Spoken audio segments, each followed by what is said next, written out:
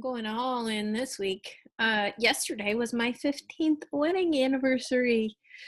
Um, it was actually a day filled with all kinds of interesting emotions and awarenesses and realizations.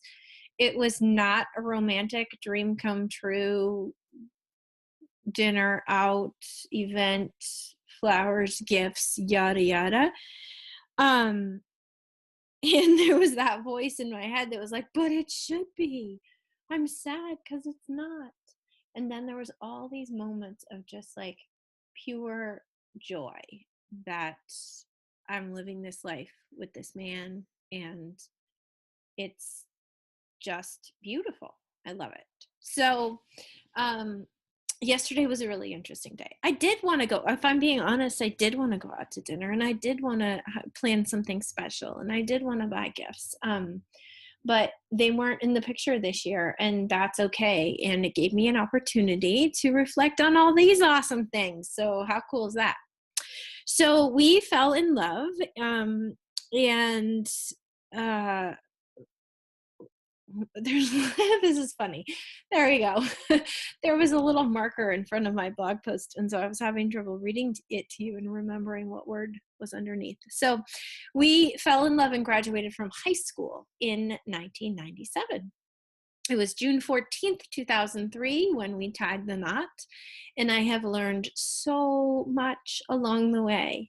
So the first thing I learned is that the piece of paper can make a difference. I didn't care much about whether or not we were officially married. I just wanted a commitment and I really wanted a family. I wanted to be a mom and I wanted to be a mom in partnership with him specifically. I wanted to have his children. And so he actually did want the piece of paper. It was important to him, much to my surprise. Um, it was important to him to have that official legality. And it I followed that suit and it felt amazing to sign. So the wedding was crazy fun, but it also did lift this weight that I didn't know I had to seal the deal and be legally wed. So that was a cool awareness.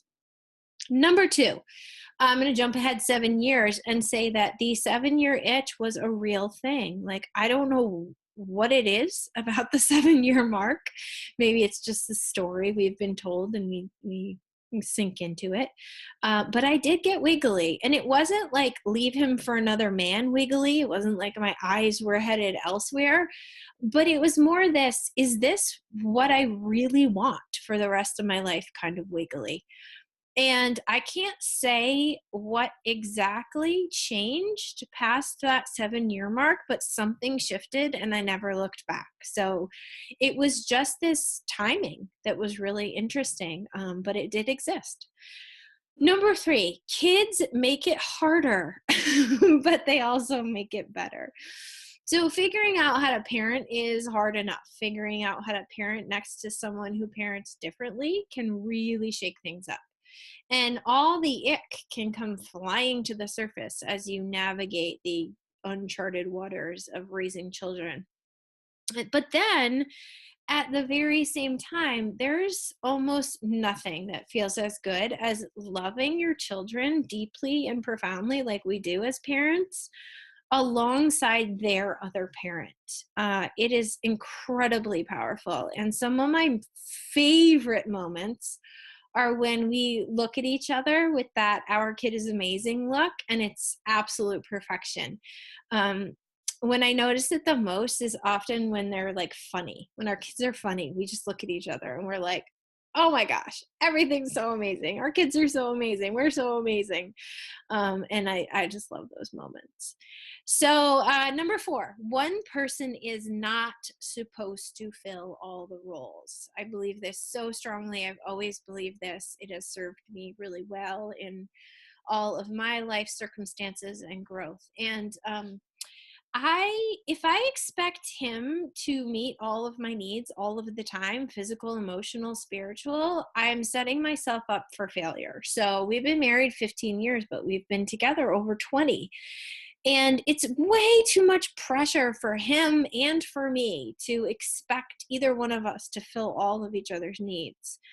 And that's why girlfriends and mentors and coaches and community are so important for me, because I'm able to have all my needs met from the places that best serve them. And then I'm able to give back in return, and I'm not looking for some impossible thing to happen. Number 5, love means meeting him where he's at. The same way this is the same way that I have to meet myself where I'm at, and our children where they're at. I mostly have to meet him, like I most definitely have to meet him where he is at. And anything else is a recipe for frustration. So just being able to simplify and go, this is where he's at, this is where I'm at, where are we going to go next? Um, it it's a game changer. Number 6, change does happen, but not overnight. So I know a lot of people say people don't change, and I would never suggest anyone enter a marriage with an expectation that someone will change, but change does happen. It just happens really slowly. We are human, and as such, we are always changing. That's inevitable.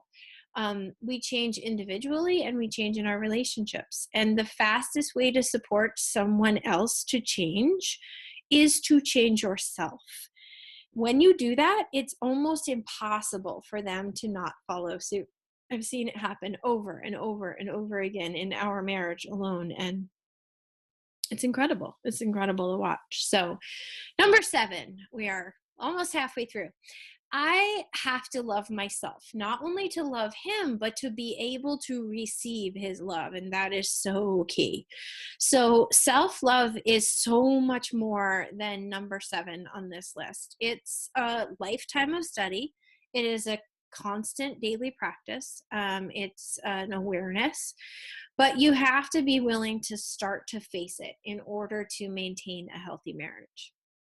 Number 8, the only rules to follow in the bedroom are your own. It can be really fun to talk to girlfriends about sex or to seek out new resources for inspiration, but the only people who can define a healthy sex life are you and your lover. And in terms of um, healthy sex and what's good and what's enough and how to, there's so much stuff out there and so many stories and expectations, and you really have to define those for yourself and be okay with them. Number 9, vacations are good for the soul. So escaping the everyday routine in order to spend time together reminds you of all the reasons that you fell in love in the first place. And I'm so grateful that my husband and I have been able to take quite a few vacations alone, just the two of us without kids, escaping to somewhere completely outside of our everyday reality.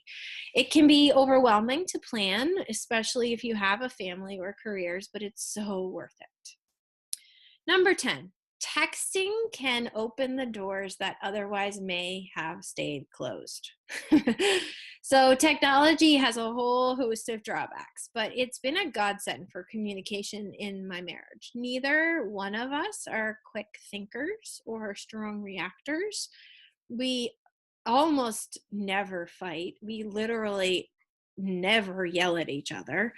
Um, because we both take time to process. We both of us have this personality where we need time to process, and texting allows us to take time to think and then to break the ice when we've cooled. So, for instance, if we have a disagreement or a frustration in the morning, rather than hashing it out in that moment, it's much more in alignment with each of our personalities to quiet ourselves and our minds and to process and then to connect again.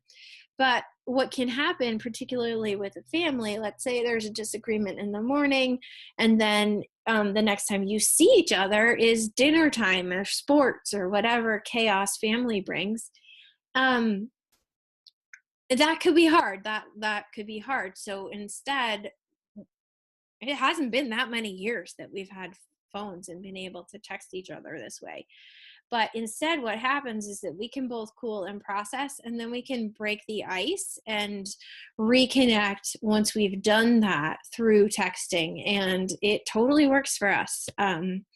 It's also a really fun way to send love notes. So when I just get that wave of like love for him wash over me, I send him a text, and it's a really nice way to communicate throughout the day, low pressure, in a very loving way. Number 11, we don't have to agree. Ding, ding, ding. Just because we chose to spend the rest of our lives together does not mean we have to agree on anything.